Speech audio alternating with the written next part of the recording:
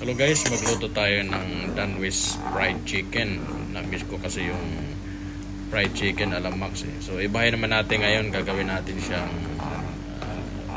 luto from air fryer. So ang una natin gawin, pakukuluan muna natin yung ating mga ingredients. So ayan, pag kumulo na, ilagay natin yung ating 1.2 kilograms na manok.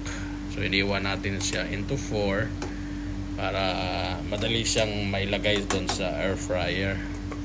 So yan guys, mga pag nag-ano lang pakulo na sa mga ano lang 5 minutes from boiling. So pinaboil natin siya for 5 minutes. Pag nailunod natin yung manok, so another 5 minutes.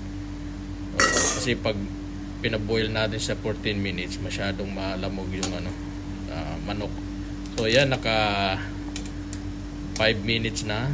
So tanggalin na natin siya.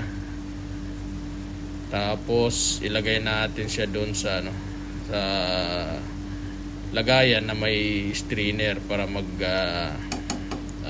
tawag diyan, madi-drain yung mga ekstrang sabaw.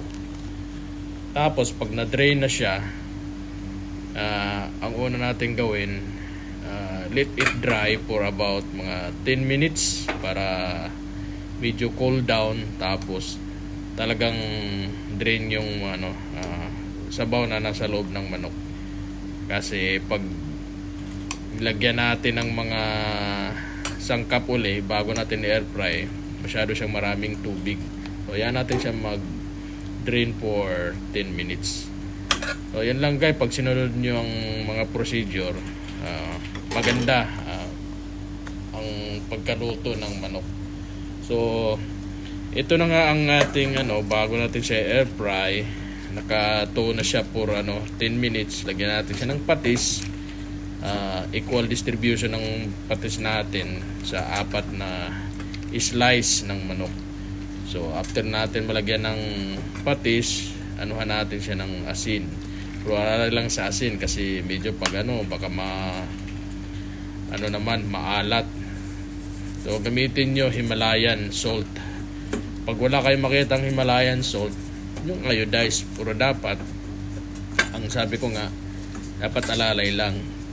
Kung hindi, yung rock salt, kung ayaw mo nyo naman na medyo malalaki yung pwede nyo naman yung rock salt na gilingin. So ayan, na natin siya, na ito uli natin siya ng mga another 5 minutes pa. Lagay natin sa air fryer, iset natin yung air fryer for 20 minutes. So every 10 minutes baliktarin natin. Pero automatic naman yan sa air fryer, tutunog siya pag naka 10 minutes na babaliktarin natin yung manok. So pagkatapos ng 20 minutes, iset uli siya natin ng for 10 minutes. So every 5 minutes baliktarin natin siya.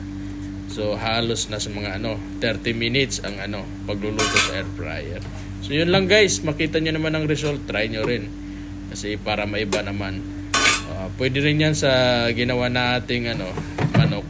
Pwede siyang iprito sa